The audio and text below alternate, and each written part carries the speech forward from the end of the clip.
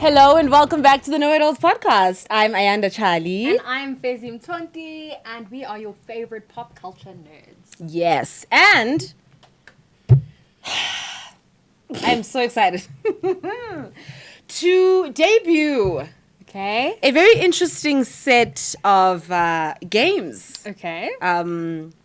with you today. All right. I have gone multimedia. Okay, Yes. it's 4th IR. Okay. For IR. I am going to show you a few things on my screen. You girls will also have access to those images. Okay. And without any further ado. Okay. I really enjoy the fact that we are taking women in games seriously, right? I think more. If you have a merchandising deal for us. In gaming? In gaming. Okay. All right. Popular cultures, 100%. South African historical popular culture Please. gaming. Absolutely. That is our niche. It is. It is also... Don't disparage. it is also very friendly to my brain wiring. Okay, yes. Work as play Yes, any day. yes. So, it is the Know It Alls games. None of these titles are like permanent. It's just to keep me going. Okay. You're going to hear how unserious they are. Okay. The Know It Alls games. Right. South African Music Group Edition. Okay. So, today we are going to be asking various trivia Uh-huh. questions about boy bands, girl bands, and just groups Okay. in South African music. All right. Right? For a warm-up round, Fezi, Okay. I am going to ask you these 3 questions. You have to answer them pretty rapidly. You have 30 seconds in total. Okay.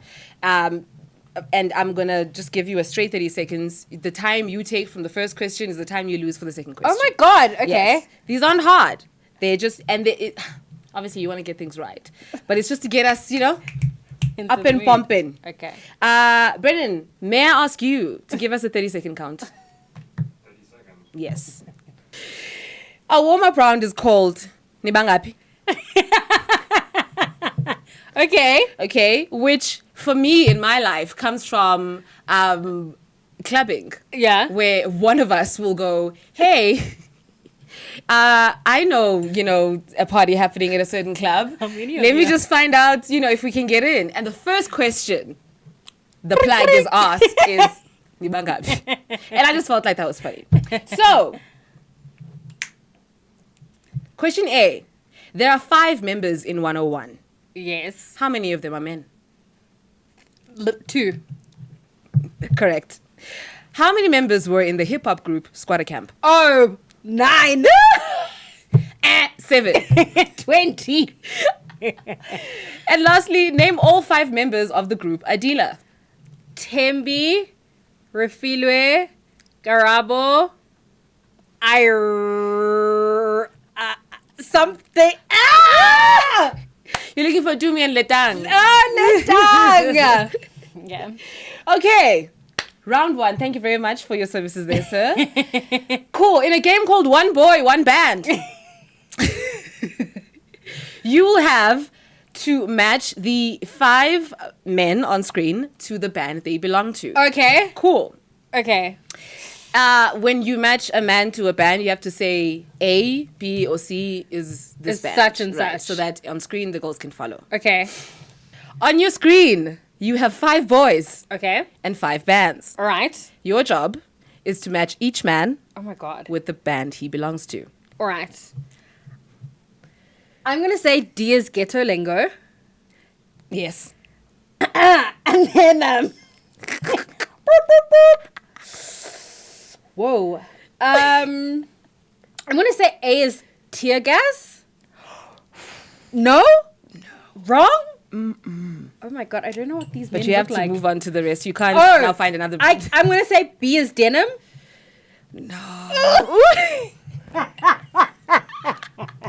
Quella Debza. Yes, B is Kola Tips. Okay. I just, at this point, like, find your way. I'm gonna say, who is 101? these men look familiar to me? Who's it gonna be next in line? What's up? Girl, I'm gonna say it's C. C is who? 101. Wrong. Tear gas?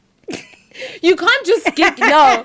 What are your final answers? You said ghetto lingo is D. Yes, and I got denim right. You got denim right. And then You have to commit. I don't know this man. I'm gonna say E is 101, but I feel like that's wrong. I just don't know. I'm sorry. I don't mean to sound ridiculous, but I don't know who this man is. Sorry to this man. Are you giving up? Okay. Wela Debza is gonna be E. You just put him anywhere. This is the third band. I don't know who this man put is. this man. Also, who's C? Guys, tell me who C is. Are you focusing, Fezi? I am so focused. I do not know who these men are. Fezi, if I had 5 apples and I give No, 2. man. Okay, we have more rounds. I'm just overwhelmed. C is 101. Is that your final answer? That's my final answer. And then you haven't placed A and E. Have you placed A and E? I think that E is ghetto lingo. Let's leave it because there's no helping you. Now you're just abandoning your first answer. No, ghetto lingo. No, it's A is 101. You're looking at Preston Mahlangu from... Whoa! It's because he doesn't have the dreads. Yeah, that was the trick. Like, who is this man? And it's so funny because you knew. You were like, there's 2 men in Yes. 101. You were like, yes. So that's Preston. Because I saw that. Okay, yeah. Counterpart to Kurt. Okay. Preston Shame. Not Shame. I don't know. He writes the bye-bye song. Bye-bye. Did he write that with his hand? No, like... Yes, he wrote that because he had a friend pass on when They were in the moment, competition. Yes, and then he wrote he Shame. And that's actually unfortunate because Preston released a few projects after 101 that And- didn't take. Oh. But he clearly was a talented person. Yes, and he I hope he's was. doing well wherever he is. B is a Kwela Tebza member. C is denim. I'm sorry to that man. I do not know who C is. D is ghetto lingo. You were right, and then you abandoned it. Yes, okay, this And looks of course- harder, easier online. This is not. And of course, E is tear gas. These men He don't has look dreads familiar. with tear gas, though, to be fair. But for me, this man had both. His no dreads era and his dreads era for me are equal parts. So it's hard to know how best people recognize him. So Okay, sorry to this man. question 2. Okay, do I move on? Round 2. Move on. Okay. As their debut single, Adila released Sesfikile, right? Oh no! And of course, Why would you Sesfikile do has this? the iconic video. Please organize the members on your screen in the Okay. order they appear This in is the a good music game. video. It's been a long, long time. Is this girl In the end, Letang. Okay. I mean, wondering want to know when then it's the guy. What's his To name? me. To me. Want to know? Good times, we made it. We're never gonna get this far. Tandies. Which is Tembi. And then it's my queen. No matter how hard Gunzima. Okay. Begizela uzophumelela. As excited as you are, I'm so sorry to tell you that you got 2 out of 4 because you jumbled Temvi and Karabo there. Wait, oh, we've been waiting for this chance. She's singing the melody and her own harmony. Yes. And so live, what they was Dumi singing the lower part when they were live? Because in my memory, they were sharing that verse. So I think in the music video they both appear. Of course they appear. No, together. No, she appears alone. Fun fact. They literally like divided. Whatever, this is a good game, but I feel like I should get 3.5 because I don't. Moving on. Round 3. Okay. You have 3 screenshots right in front of you, and they all Oh my come God. from A. Jamali music video. I'm not the girl that you see. I in would the like magazine. for I you don't to know. tell us which I don't know. which video each screenshot Screenshot comes from. I don't know. You heard to this man. Okay. The screenshot in the middle is Delile.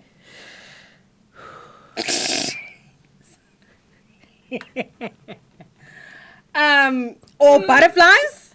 It could be butterflies. I think the first one on the left In with the blue one. is Delile, and then the one in the middle is butterflies, and then yes, na na na na na na na na. Okay, Delile. Then I still get those butterflies. Yeah. What was their other song? What Oh, was my their friend. other song? I want you to know that it was with love. Not you exposing me. What was their other song? I have this album at home. Listen, it's fair. That's why I was like, I'm doing the music video question. What is? I don't. Fezi still has the CD sleeve. Yes, I have the In her sleeves. car. Yes. It's like having a CD rack. Real millennial. There's CD racks at home, which I really Oh, at my house there's rice. So there's rice at home. you know. Where, like in your family home? Yeah, my family Oh, home. okay. Okay, wait. I'm the greatest love You you'll can't keep ever changing know. your answers. Think. I'm trying to think what was another single. It was Butterflies and Delile. Girl, I don't know what the third one is, but I feel like now it's Delile, the Okay. third one. So I think I don't know what. So this is what I'm gonna do for you as a second chance. Right? Okay. I'm gonna tell you which songs we're working with, and then you can match from there. There we go. Cool. Second chances. Okay, thanks. Here, there's a song called Maisha. There's a song called Secrets. And then there's Love Me For Me. Hi, Bo. Right? Okay, Love Me For Me is in the middle. Okay. Oh, Secrets. You can't also go back. You had like now. I am the worst disciplinarian because I keep telling her what she can't do and she just does it. There's consequences Let you now. know the kind of child I was at school. Okay. Middle one, Yes. that vote has been cast. Yes. I think Secrets is the girls in blue. Okay. And then I think the girls in yellow and other things are Maisha. What? That's your fault. Am I wrong? You're wrong. I can't believe I'm so wrong! Okay, from the left, Yeah. we have the Maisha song. Okay. Right? Which is a little known, little remembered song. No. What's that one? Cause your body. No, that's Secrets. And then the middle one is Secrets. No! You're lying. And the last one is Love Me For Me. No, you're lying. You're lying. You're lying. I made it difficult on purpose. You're though. like, Noodles, you know she's wrong.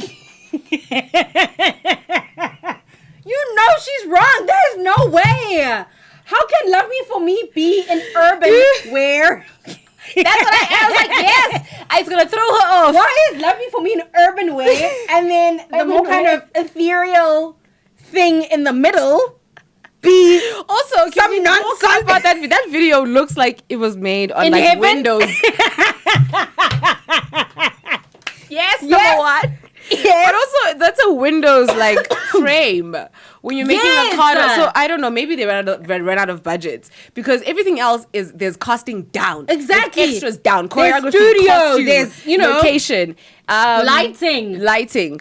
So They just put a white sheet and then Yes, the girls and- are just walking up and down. There's no way Love Me For Me is not that. Guys, I want to talk to the casting director. I want to talk to the actual director. This is a missed opportunity. I don't understand what Urban Way has to do with Love Me For Me. By the way, Love Me For Me has different costumes. This is just the one I used. I'm not the girl in the magazine. When they look like the girls in the magazine. Well, perfect also, face and perfect can I body. talk about that? I have a little I'm mad. No, I'm mad. Rant. No, I'm mad. I'm sorry, That's not the intention. No black women were harmed in the making of this program. Lovely for me. Yeah. Rewatching it reminded me or unlocked a category of girlhood that I had forgotten. Yeah. That we had an era of in music in the 2000s, Yes. which is the I am beautiful. gorgeous, but it's not easy. I thought you were gonna go the other way, because this was also the era of every day is so wonderful and suddenly. But no, so It's the thing hard about to it is that breathe. the song is saying things about like I am not my looks, I am not don't. Yes, but I they're am not my serving hair. face and hair, and it's so funny because if you watch the video, and I'm playing it on screen as I sing this, the girls are serving face at every sad lyric. I'm not this girl that you see from the magazine. You just got off a chair. A hair and makeup chair. You're in a plunging neckline. You're wearing expensive hair that we know cannot yet access in 2004. But that was fun. That makes no sense to me. I still, yeah. All right, Queen. Can I move on? Final slide. Okay. No! What is this? No man. I'm sorry. We need a petition to get Ayanda off Game Master duties. Fantastic games, Okay, but not for me. Not for me. I'm sorry. This Okay. is a learning opportunity for everyone. You know, Okay. I'm reminded of things that I had forgotten. I'm learning things that I didn't know. And I'm hoping it's the same for you and our audience. What the hell is this? Okay, let me get to it. Okay, in front of you, you have 3 groups, right? Okay. Boy band feels, I wouldn't, yeah. We have... Are these lyrics? Yes. Oh, Ayanda. Girl. I really went with the most, like, recognizable, memorable What lyrics do of you each song. mean? And Are you gonna sing? Are you each gonna song sing is no. I'm gonna tell you which song it is, though, right? And Okay. you need to pick a lyric, right? So, we So have bad with Josie. lyrics. Oh my god. We have Josie's "What's with the Attitude." We have Squatter Camp's "Umoya," and thirdly, we have Ghetto Lingo's "Pump It Up." Okay, so you must match. Squatter Camp. Mm-hmm. Tengugoloko 24/7 siyachitha. Thank you. Hey, you can do this. Wait, what are the other groups? Squatter Camp. You've done Squatter Camp. Ghetto Lingo. It's the ones on screen. It's Ghetto Lingo and Josie. I'm gonna say 1, so injalo lendaba, so you better listen up as Ghetto Lingo. Okay. I just don't even wait to make you wait. You've gotten it right. And then Josie. You're hot, I'm flat, so I walk by and it's yeah. And ignore the sky. But there was a missing line. Congratulations! Pop. I was like getting literally 33% in the test. Oh my god! Not you. That's what's happening. This is 33%. way below. But you got everything. You got most of the warm-up Angie says questions that's right. fine. So you know, I'm fine. Well done. Thank you for being my guinea pig. This is a good game, guys. Thank you. Thank you very much. Merchandising deals. Thank you. No at all. Thank you .org, for tuning in. .gov. That org for gov is hilarious. But yes, Oh, I like that.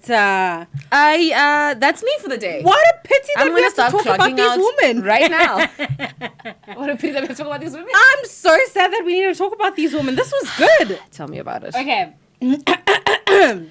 So we are recapping 2 episodes.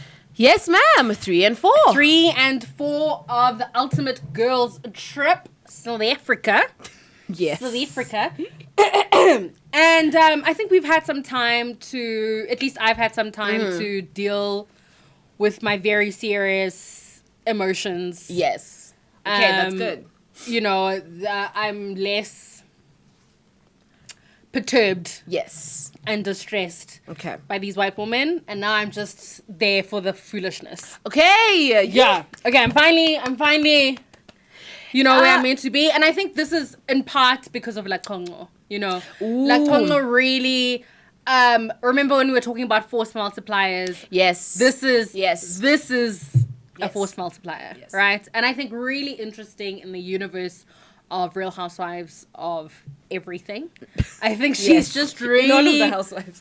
a real narrative gem. Yes. Every time Lakongo kind of narrates back what has happened, it is always with humor. Yes. It is always with clarity, accuracy, sobriety, and still humorous and funny and entertaining. Yes. Whereas with the other girls, of course, every person is going to taint it with their particular lens. But the other girls can get weird and ugly. For example, we see Nonku narrating things to Jojo, and we're like, where did you get that? Anyway, I'm so glad we're watching her out of context. I'm hoping the stands, the universe, Okay, so as your fellow Twitter reporter, the tides are turning. The tides are finally turning, and justice. No, we need a bulletin, man. Redemption. We don't get to smuggle in a bulletin.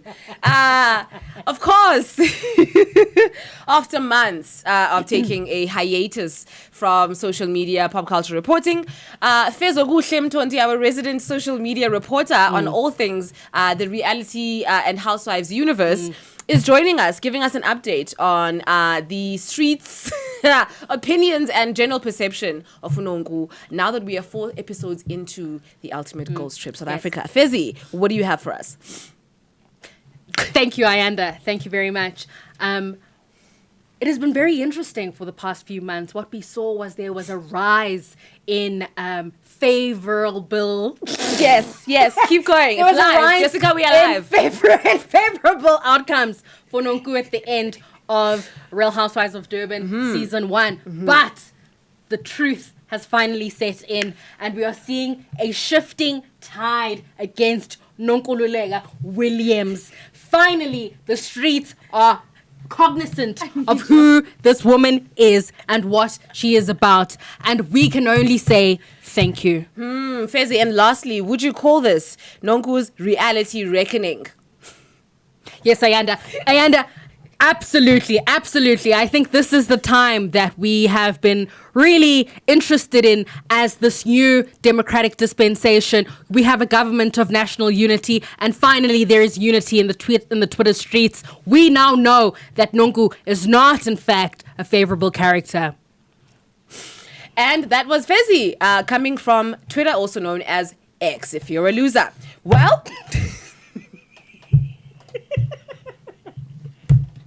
Specifically because he went online and said, when's the last time you heard someone call it Twitter? Like, girl. In my head right now. Girl, literally. When I was tweeting. Because you still don't have a verb. Girl. He calls it posts. No, Please, this is not Facebook. Get it together. I did not walk miles and miles out of the land of Facebook. Okay, Exactly. into the world of... To have a post? Please. Girl. Anyways, thank you so much for that report. Thank you.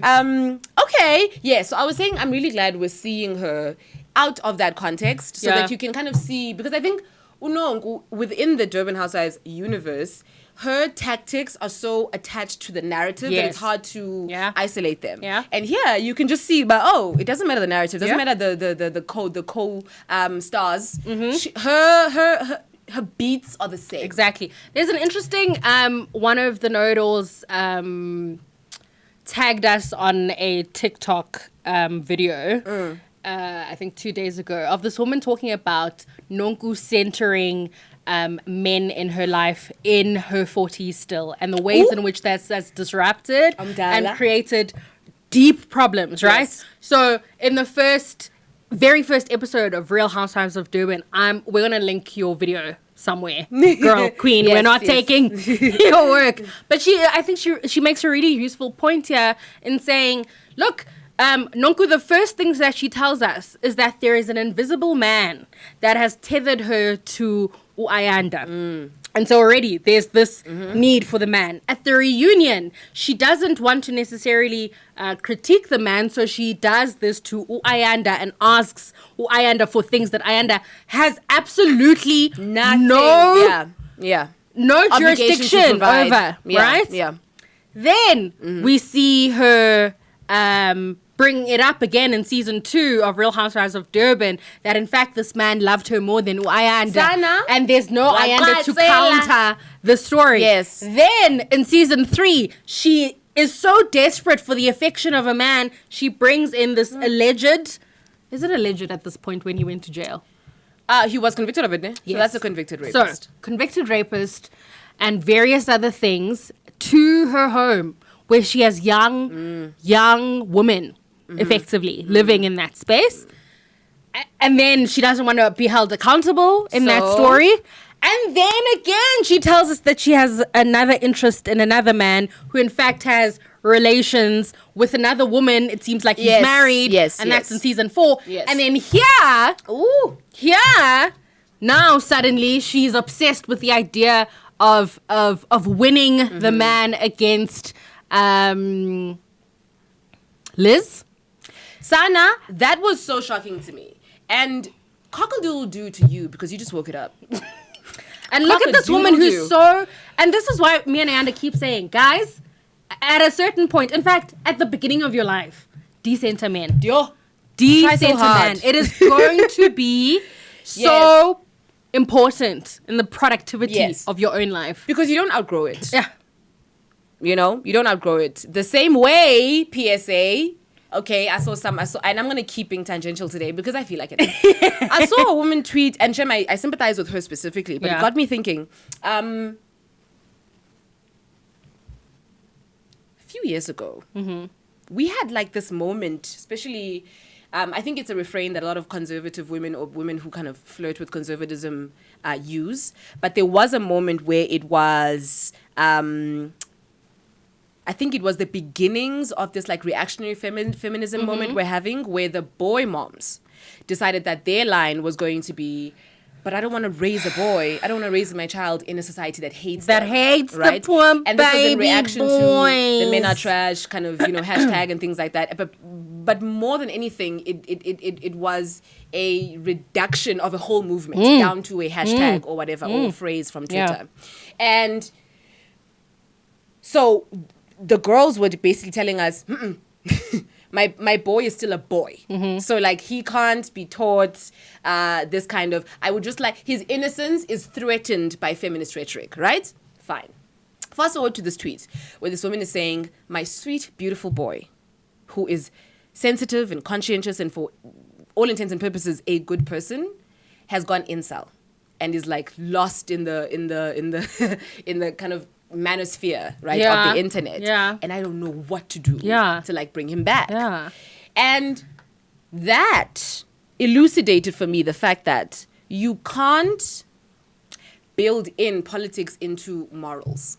And you can't leave it to character for people to, you know what I mean? Wake it up! Wake it up! You can't go, I'm raising him to be a good person and that be apolitical. Yes! You know what I mean? Like there is a political consequence and a commitment to making good people because... Wake it up. You know what I mean? That is all to say, this idea of decentering men is not something similarly to what I just described, that you're going to outgrow, out-confidence, out-earn, and all of that. Like out-religious. Out-religious, yes, Nonku's, exactly. Yes, you have to actively unteach yourself certain kinds of social politics. And I think Nonku is a good example of that. Of just like, she's in her 40s, but you don't outgrow internalized misogyny or, patriarchy. And I mean, I think once I saw that video, I was like, oh yes, this is internalized misogyny. Because if you think about... Sorry, not to cut you off, but it is because even before... Nonku's abuse story was central to her storyline. I think maybe because it defined her, Yes. you know, and that's fair. Yeah, and also in her kind of like formative years of becoming a woman. Yes, exactly. Yeah. And you remember when Lakungo had that event where they were talking about womanhood. I guess Lakungo was bringing her mentees there, and a lot of it centered around virginity. And Unonku told this story of like how she, you know, I don't know if it was with Usfiso or her ex-husband. It was Fiso.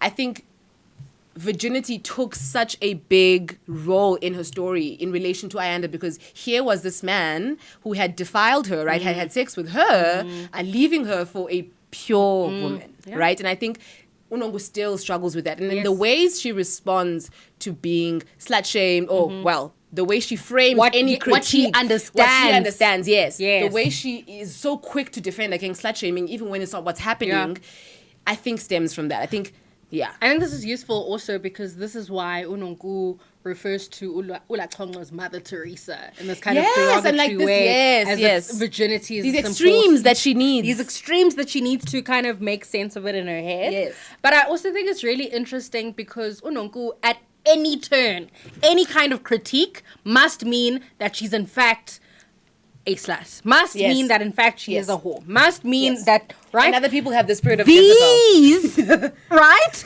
These are the narratives that are going on in her head, right? These are the contestations that she's making in her head, right? Yes. And it comes also, Ayanda, from this purist culture that she subscribes to but dips in and out of, right? Because she's not quite comfortable with the mechanism of purist religion she and purist Christianity, right? It doesn't quite against the confines. So she doesn't like, in fact, the confines, but she will tell you that she's almost a superior in that space because she tells us she's umamfundis, right? And so she must be the moral order. Yes, But she can't not, But she says, I'm young, I'm single, I can do all these things. She tells us that we're going to pray. She looks at her tattoo and says, Jesus is Lord. She does all these things, right? In the name of, and I don't understand, but it's this way that she props up her internalized misogyny. And this is the thing. This is the thing about patriarchy, about capitalism. These things are actually fundamentally unstable things. These things are inherently unstable things. So they have to reach across the floor to any other weird, byproduct of bad politics to prop them up and to make them seem legitimate. There are so many women. It was really interesting. The Twitter street. So many women being like, I come in, I'm also a Christian, but I don't trust what she's doing anymore. All these, these like women now saying, Nonku's now putting our Christianity at stake. Welcome to the party. Right? And I thought, okay. It's opportunistic. It's performative. Yes, but Nonku, I think in the same way with what was happening with me with the white woman when I was like, so it's not just them, it's systematic. This is also Nonku. This is in fact a Black South African woman you find all the place. This is an African American woman. Well, that you find almost everywhere. Yes. Right? And this is a Bible Belt African American woman, in fact. And these are the kind of strategies that are used in support of propping up patriarchal ends, propping up misogyny, right? And in very many ways become the kind of like other coin to the manosphere. Right? Yes. So, no, 100%. I think definitely those things coexist. They are like these strange bedfellows, right? And I think, you know what makes it possible to be so contradictory? Yeah. When I listen to the kind of phrases Nonku employs to defend herself, right? It's I'm a child of God, this idea that like I am inherently worthy, right? Like very much a kind of, I don't have the official term for it, but there's like it's borrowed from the popular spiritualist language that we have now, this idea that like I am, my relationship to God is mine, right? But then it's also betrayed, right, by the idea that she, for others, is the arbiter of God's will. Exactly. And all of that. Exactly. And then also there's this idea that in order for her to defend herself, right, for what might seem as wayward for a Christian woman, she leans on pop feminism. Pop feminism, this idea that like, and choice feminism. Choice feminism. It's my choice. It's my body. I'm owning myself so and all those choice. things. Yes. Yeah. Another unstable thing. Yeah. Choice feminism is so unstable. It's so unstable, and it's because capitalism is always going to like co-opt these political movements into it to a point where you can feel comfortable saying contradictory things, right, without actually having to have commit to any political action, right? But that's why. I'm sorry, and I am a Hive member, but it is in fact true that when Beyonce stands on stage with the words feminist. Emboldened. Yeah. Chimamanda Adichie, who also has her own problems. Notes. Yeah. Then of course this queen is not interested in the conversation around what is happening in Gaza. Yeah. Right? Because like the feminism is a branding thing. It's a branding thing. It's a ploy. It has been co-opted by capital. Exactly. Same as what she did at the Super Bowl with Coldplay. Co-opting the Black Panther dress, right? To not only signal, right, like to the base, right? And I hate to sound like one of those, it is to the base. Signal to the base, but these are, you know what it means to Black people to see that, right? Same as Nonku knows what certain phrases mean to Christian people, right? And she knows how to kind of turn them to work for her at any given point. And also she mobilizes them so that she can be the judge and the juror. Yes. Right? Yes. And so that there's no other person that can come and say, hey, this is a useful intervention. Because then she's a victim. God's child. And this is interesting. This is interesting with Nonku, because she uses the same beats the white girls use. What did I say? Through the Bible Belt. Yes. And this is now interesting, right? Is that the Black middle class woman who fashions herself in the same way that Nonku does has looked across the aisle and seen what the white girls are doing, right? And started to use the same kind of strategies, right? Of victimization. Exactly. So that they avoid accountability, so that they avoid responsibility. But what is available to her? Not that fragile femininity. Exactly. Is it? To her, what's available is Christianity and its rhetoric. Exactly. And then there's a built-in narcissism that starts to happen. There's a built-in hubris that starts to happen. On the other coin, or rather on the other side of the coin here, is Umam Kize going to carte blanche and saying, I'm who I am. Of course, you won't find anything on me. Yes, with no due diligence.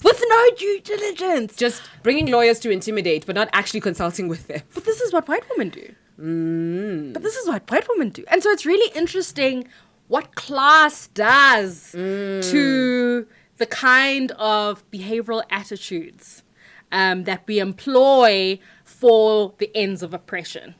So that we can, meet our desired outcome at whatever stage, right? I think this is very interesting, and this is really the sociological thing of reality television. That's at play. That's really interesting about what in fact is happening with and to these women. I think that's why Nonku annoys me so much, because she's the embodiment, and she's someone who's simply gone, what is available to me in order for me to manipulate, my immediate world. And so because of that, she does become the site of things I don't like, which are opportunism when it comes to Christianity, pop feminism, and with an awareness, because it's a being feminist when it suits you annoys me so much, because feminism isn't, like you said, about the individual, right? Like it's individual freedom through communal action. Feminism is humanism. That is what it is. We need to drive that home. Queens, let's get back to the book. We need to. Let's get back to the movements, the movement building. Yes. So she annoys me for that, and because she's clearly a brilliant woman who, is smart enough to kind of have built this career that she has, secondary to television, reality TV. And so Nonku could be a productive figure, right? Like if she were to Deeply so. she could be. But I don't want to spend too much time on her because now you're making me think about Crystal. Yeah. And I realized something about Crystal watching her today. Crystal, yes, is everything we've said she is, right? And everything that's available to her as a white woman in terms of the tools of whiteness are there. But I had to step back and go, like, where is my human analysis and where's my compassion, right? Because I am many things. And I can be cunning, right? Now, the terms by which I justify my cunningness up to me. So Crystal can be more than one thing. Yes, and she can be can. this awful thing. And I had to step back and go, someone who's fully driven by ego and self-preservation could not do such embarrassing things. But this is okay. Because, and I was like, the way that Crystal, the way that she, there's delusion and then there's just like how you're wired. I have to leave some room for potential neurodivergence here. Yes. You know?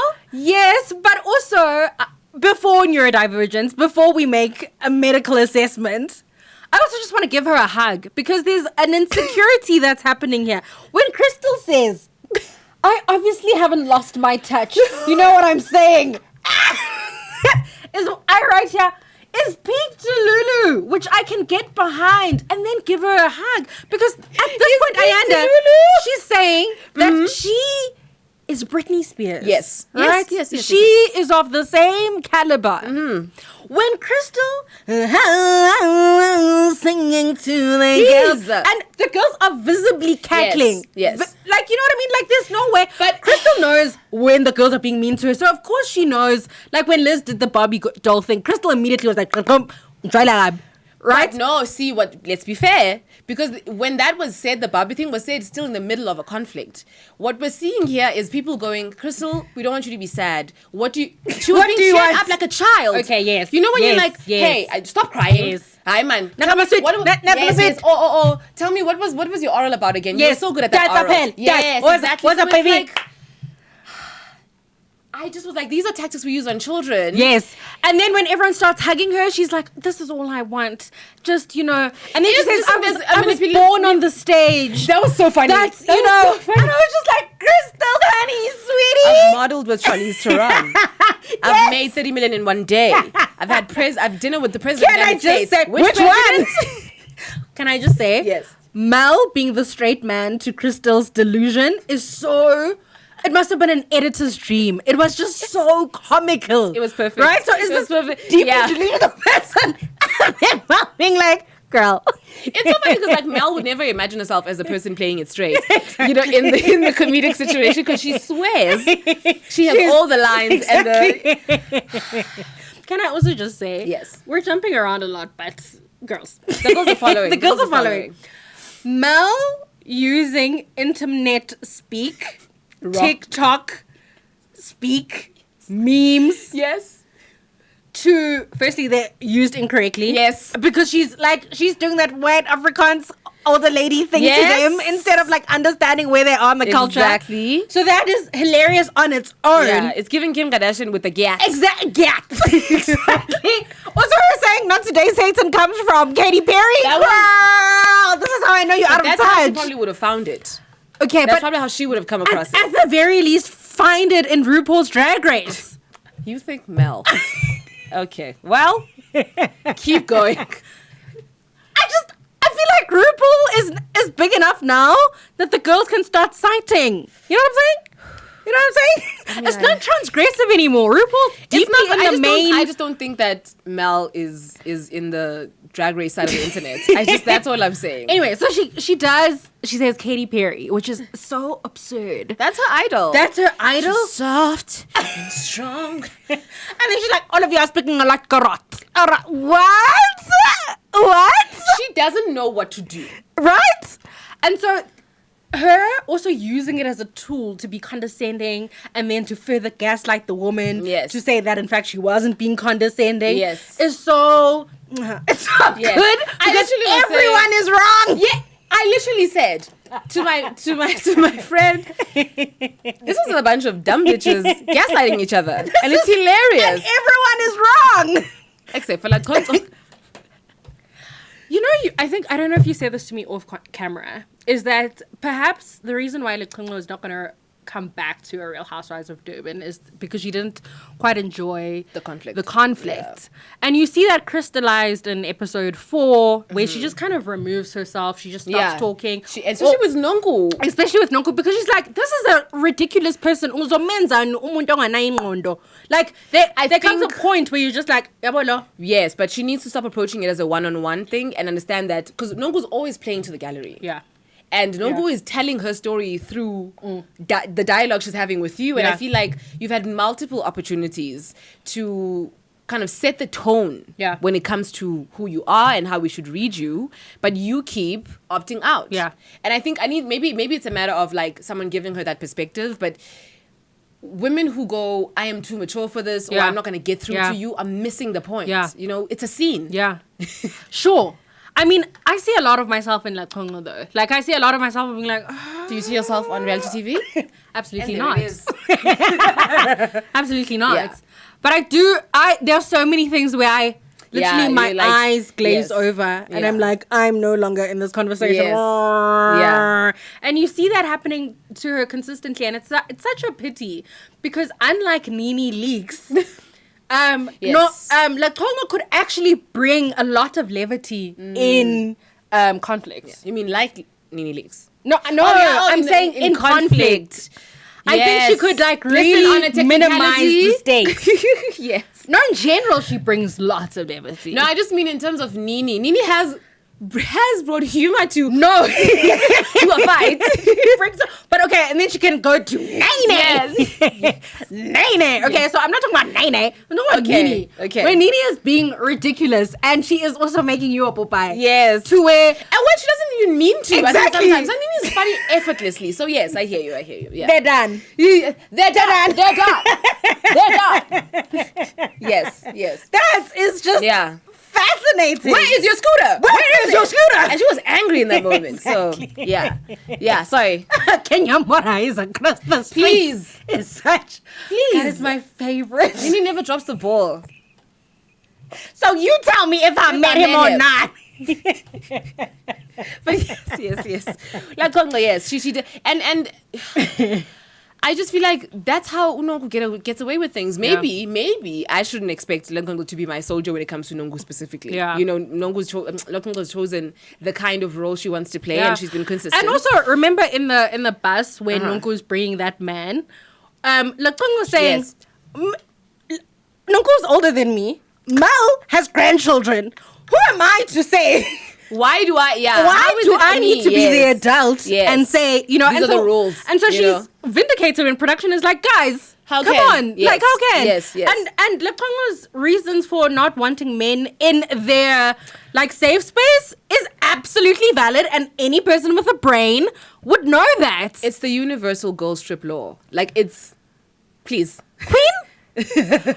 What, though, gave me a chuckle is hearing that this man didn't want to pay for the date.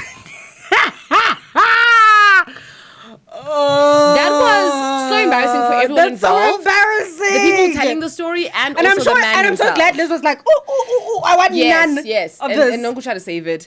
I do actually want to go back and like park there. Yeah. That thing with Nonku and Liz about I'm Nonku, I'm in Miss International. Guys, you better cite me, okay? Because what did I say 2 episodes ago? That Nonku's femininity, right? It's one that she is insecure about. It's from the outside in, and it's always right competition. Yeah, competition, and it's defined by the other femininities around her, right? So I don't understand what it is about Liz that made her want to compete. And that's not to say Liz is not an attractive woman. Yeah. But Liz doesn't seem to be trafficking, right? In the same femininity and dating imagination that Nonku lives in. So I don't understand the point. Like, why... If you are this person who's competing with every woman around you and whatnot, like, it made sense when it was... Mel, right? Because like Mel is such a readable kind of femininity. It's like it's a conventional one, at least by white supremacist standards. But when it comes to Liz, is it just a matter of like, I'm really curious what triggers the competition. You know what I think it is? I think it's quite racialized. Do you think it is? Because I haven't seen her compete with other black women, but it's because. Well, I kind of can in story, but in this context, I haven't think it's racialized. It's because Liz is a colored woman, yes, right, and black women have been the bottom of the desirability rung for a very long time, and Nonku's steadily climbing her way to being Miss International and to universal even above desirability, yes, right, and so which wasted time, right, and even despite the like. Girl, like these are just so many different things, different factors at play. You guys are interested in fundamentally different things, appeal to fundamentally different people. There's something I think that she thinks competitively gives her an edge in a racialized schemata of what desirability should actually be. You know, and I think I've known these women. I've gone to school with women like this that are so invested in the ideas that were effectively trafficked by colorism, apartheid, and colonialism, that in their own fashionings of themselves, in their own kind of creation of their own desirability, started to do that. In fact, I would say, it's going to be a little bit controversial. Controversial? But the kind of black indie woman at Rhodes. Indie. Please explain indie. The kind of black, you know. The Badoos. The Badoos. Okay. No, not even the Badoo. No. Okay. She's black consciousness. No. Let's not get there. There's a difference. There's multiple. She's astrological now. I don't know her anymore. No. She's not quite the chakra hun. Okay. So she still has the mountain of girl friends that are white, right? Okay. But she's got the messy hair. She's got the multiple. Okay. Right? Yes. That woman. Tattoos? Where was that? What was that? Oh, sorry. Bracelets. Okay. So, maybe sometimes. Is she a Zoe Kravitz kind of? Yes. Approximation? Yes. Okay. And she's typically light skin. Okay. Right? That woman is fascinated with whiteness.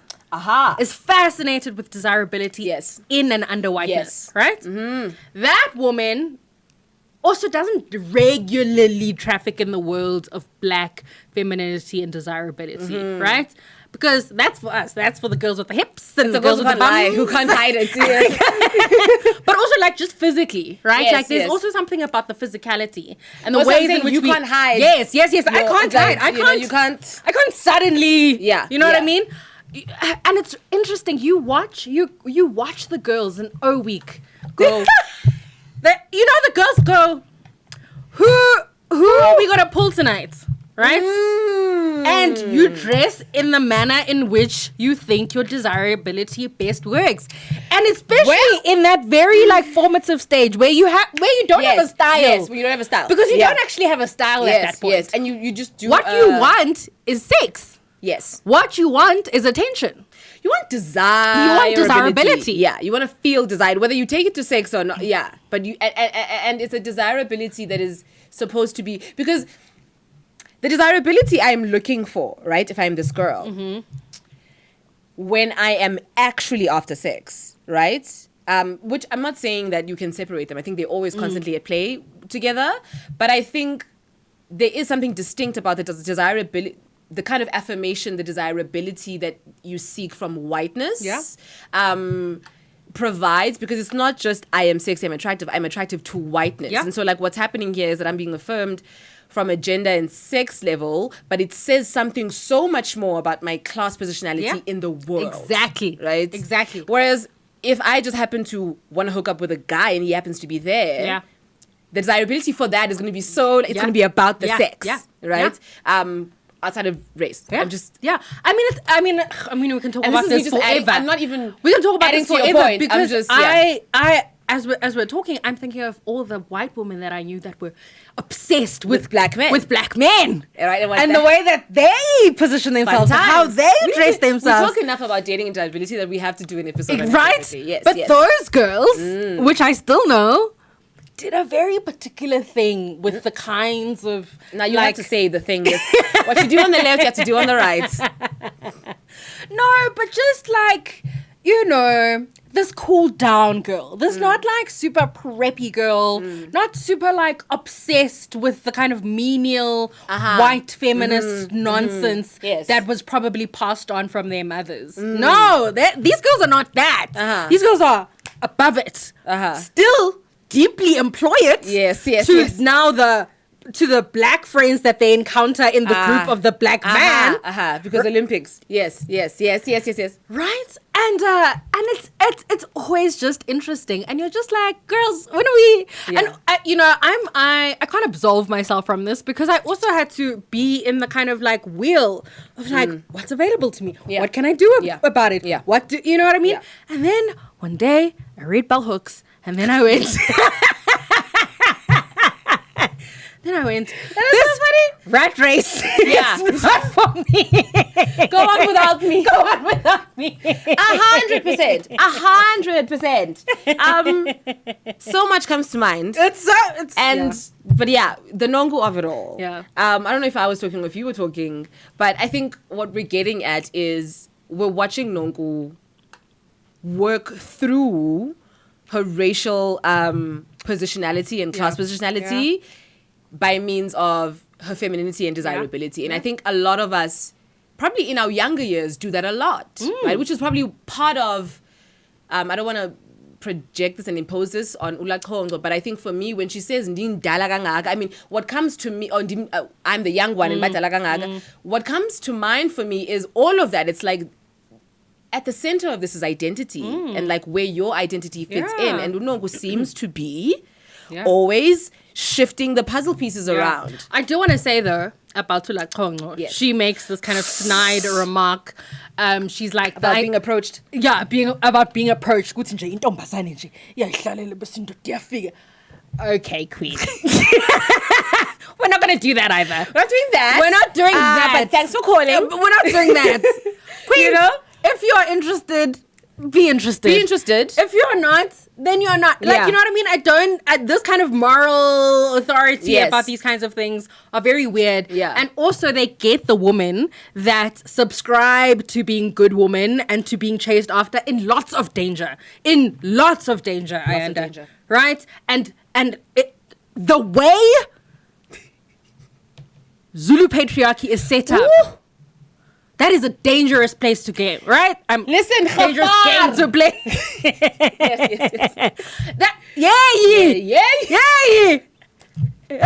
Yes. Zulu will show you flames. So girls, do what you want. That is do what you want. Well, choice feminism. Okay, no. Of course, absolutely not. No. Yes. But the human agent that you are should be able to be autonomous and agential. Exactly. I also do want to talk about the fact that these women don't respect Mal's bodily autonomy. That pisses me off. Let's really land on Mal because a few things were said about so Mal, many things in service of the fact that they don't want to respect Mal's bodily autonomy. And also because I am fast believing that there were conversations, right, on any level, even if they didn't happen, between everyone, but maybe in some silos around Mel being the target. And I think because that, for me, how that dinner party scene just dinner scene unraveled. The one in the mountains. Yes, and on the Blue Mountains. Yeah. Was so... First of all, we saw the culmination of all these side conversations that were happening about Mel happening, and we're also now in a restructuring moment where the alliances have shifted, right? Like Crystal realized, I'm never going to win here. Yeah. I need to, let me align with Mel, but then Mel also doesn't really have the resources. And Mel is just it's the blind leading the blind. And she's also just shooting like this. Yes. And she's also arguing in a language that's not hers. Yeah. So there's that. And also wanting to be And then spicy also, in that language. and then like Kongo's disinvesting from her, being like, oh, Mel, oh, devil. You know what I'm saying? Yes. So what you're seeing there is a combination of all these conversations, but I also feel like it's a combination of like a pre-produced season by the cast. I think there was of course, the woman who has allegations, of scamming, is an easy target, exactly, right? And so everything else seems to me like they're picking at her. Yeah. We're picking on the children thing. We're picking at the spending time alone thing. Yeah. Now suddenly you're abused. Yeah. It's exactly what was happening in this previous season of Durban Housewives, where there's a plan and there's clearly something sinister going on, but the execution is so messy, right? That it's distracting, and you end up siding with the villain. Imagine siding with a Skabinga. Imagine Isaac.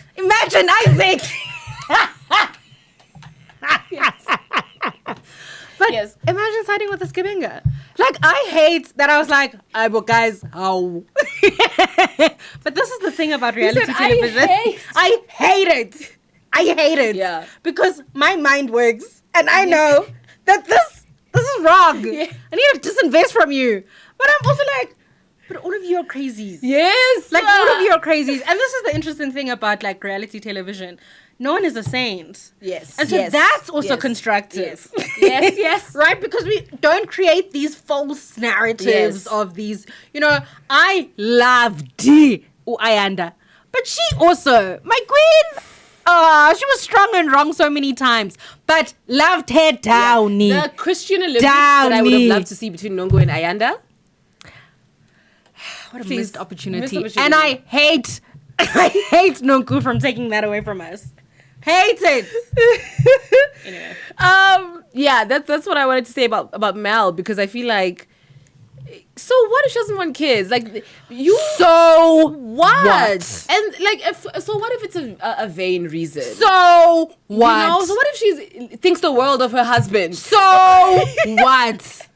You know you can lose teeth from being pregnant? Guys, please stop being unserious about this thing. I want you. It is not ordained in the stars. It's not. It's not in order for me to be worthy as a person with the biological tools to procreate and have and house a child in my womb. Yep.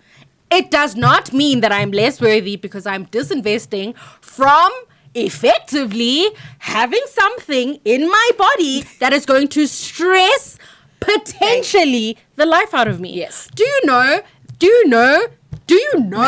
that on the African continent birthing women are still one of the women that die the most? Do you know that is a legitimate statistic in this continent?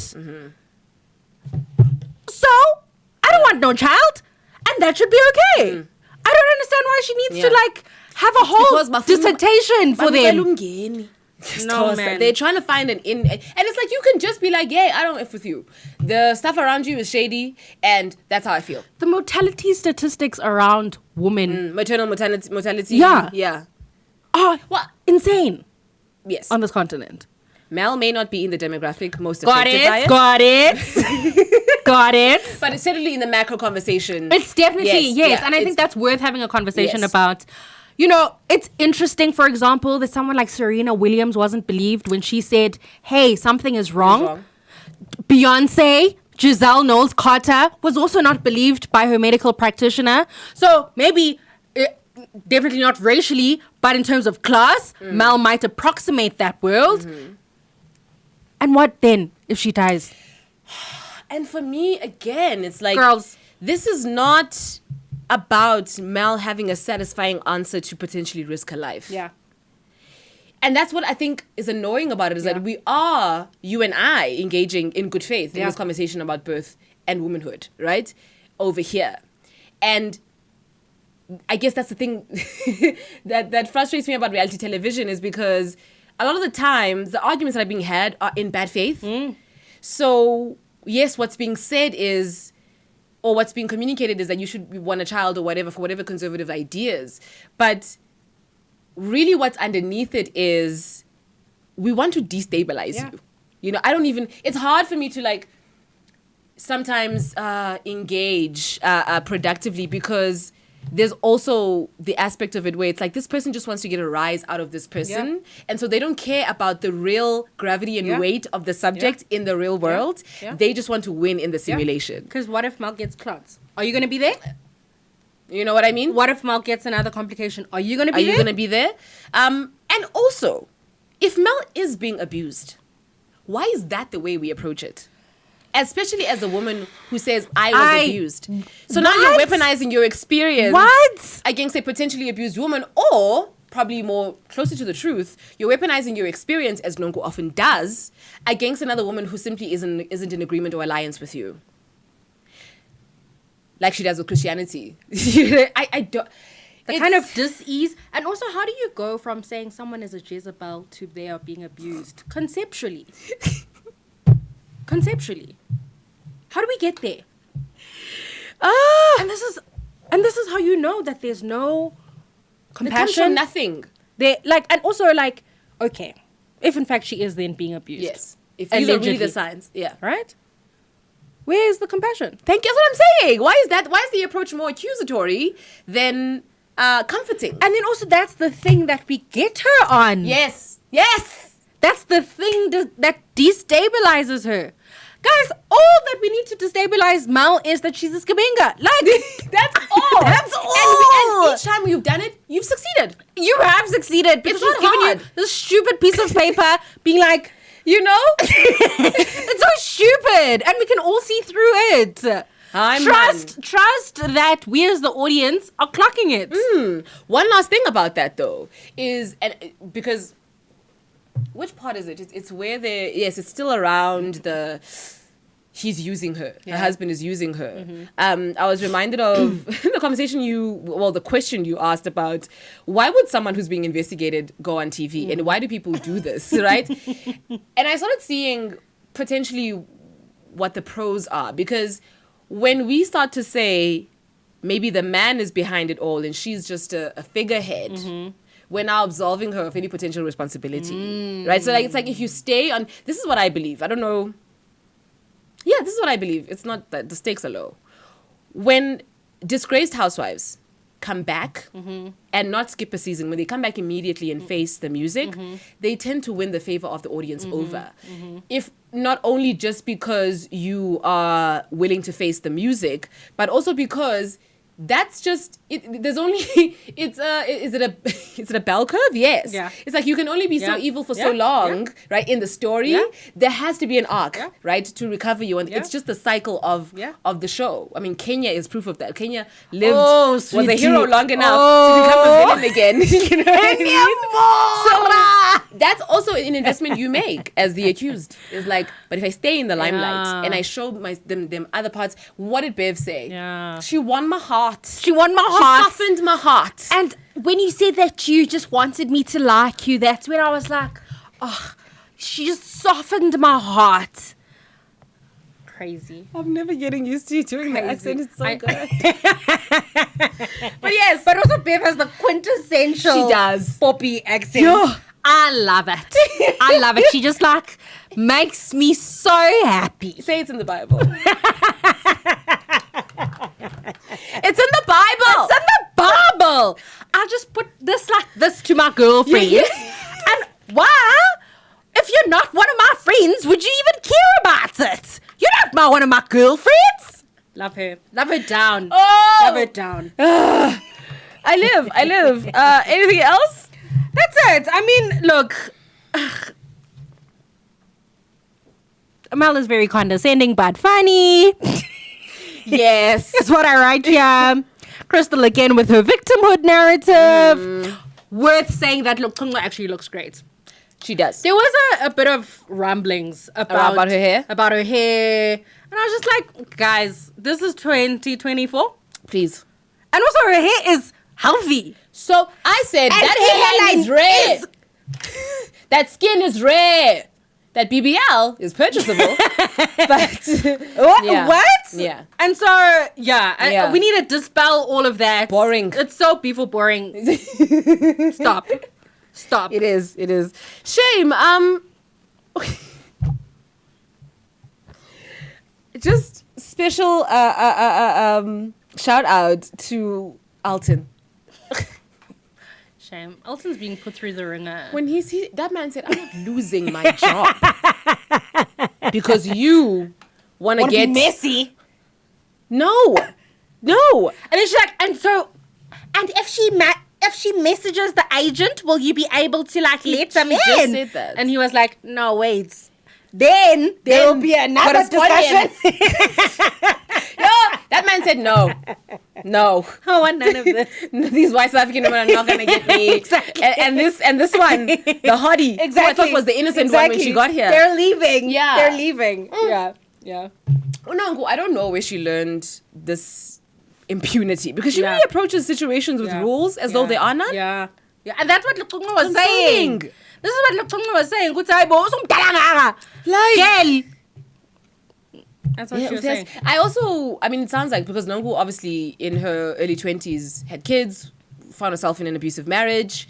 So I also understand this, like, trying to reach back to your youth and go, can I live it now? And of course, you're now living it in a very, we're not really sex positive. We're just like,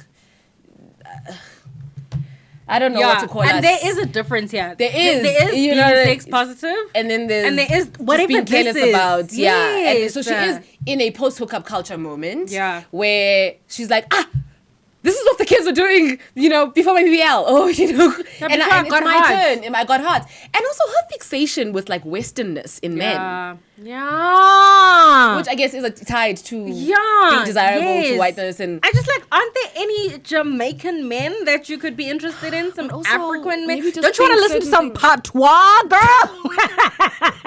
But also maybe just keep that in your mind. Like if you are thinking it, just... Yeah. I mean, I'm so glad that she's also just letting us know who she actually is outside of the context of Real Housewives of Durban. Yeah. I think that's valuable. That's a valuable contribution. Did you see Beatrice suing her for R1 million? Why? Because of the abuse thing. Yeah. You guys waste the court's time. Yeah. You really do. Hey. Because I know with Bravo, they have a mediation clause where you have to start with mediation before litigation. And maybe that's between that was a B2C. Yeah. it's employee to company. I don't know if among employees it applies, but that's a waste of time. That really is a waste of time. There's real things to be. Yeah, judges are like, there are sexual assault cases that need to be like there are real things that this country deals with. Yeah. Fund the people who gather rape kits. Yeah. Yeah. But with that. Would you like to sign us off? Because I'm still angry. That happened so quickly. We are so glad that you have continued to watch our show. We are so glad that we have, I think, one of the most engaged comment sections across our various apps and platforms. So we're so thankful for that. We love you so much. We can't wait to see you. We are not going to be here announcement. Yes. We are not going to be here next week, but we will be here the week after that. So take the time to binge all 12 episodes and then also tell a friend, tell a sister, tell a lover that this is the show to watch. Yes. We love you and goodbye.